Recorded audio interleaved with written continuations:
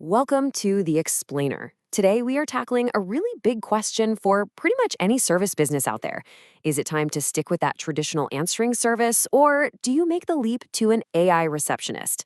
We're going to get into the nitty-gritty and break down what this actually means for your wallet, your capabilities, and most importantly, your customers. All right, let's just dive right in with a scenario that, probably keeps a few of you up at night. Picture this. It is 2 o'clock in the morning. Somewhere in your town, a pipe just burst, water is everywhere, and a totally panicked homeowner jumps on Google and finds your business. They call you. That one moment, that's a huge fork in the road. And what happens next leads to two completely different worlds. In one world, that call goes to voicemail. You promised to call back in the morning, sure, but let's be honest, by then, that homeowner has already called somebody else. Boom, lost job. But in the other world, your phone is answered instantly, an appointment gets booked right then and there, and just like that, you've landed a new customer, all while you were still asleep. So this whole after-hours problem, it really shines a big spotlight on a major shift in what customers expect. Being always on isn't some fancy luxury anymore. For a lot of businesses, it's actually essential for growth. Let's dig into why that is.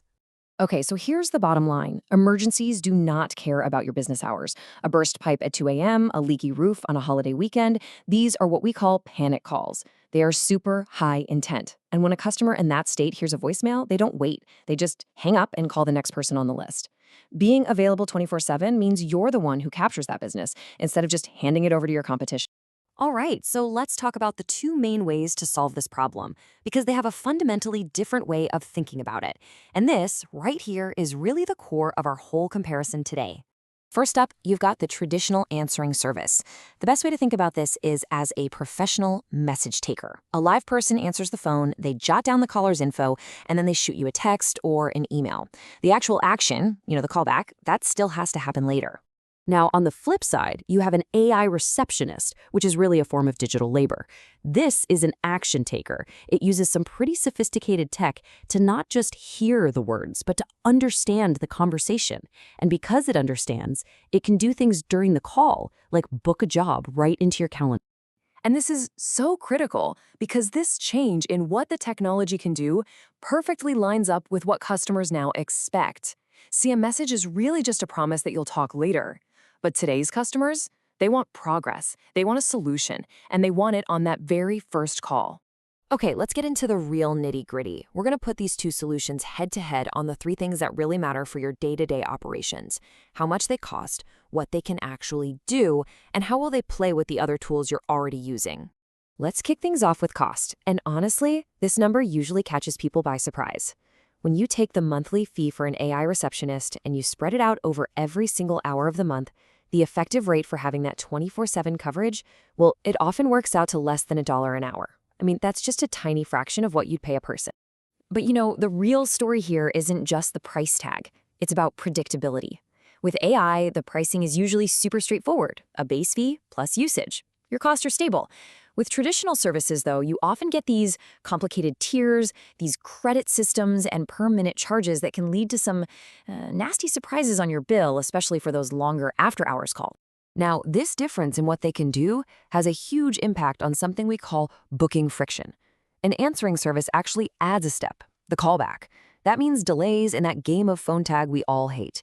An AI receptionist, on the other hand, just gets rid of that friction. It schedules the job in real time and locks in that commitment while the customer's motivation is at its peak.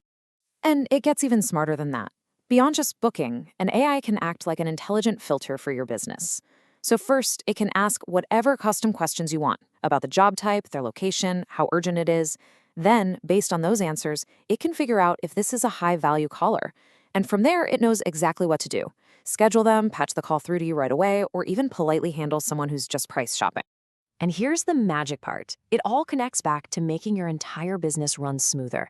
Good integration means the AI can automatically create a new contact in your CRM, save a full transcript of the call, and use all that data to make smarter decisions, like routing an emergency directly to your on-call text cell.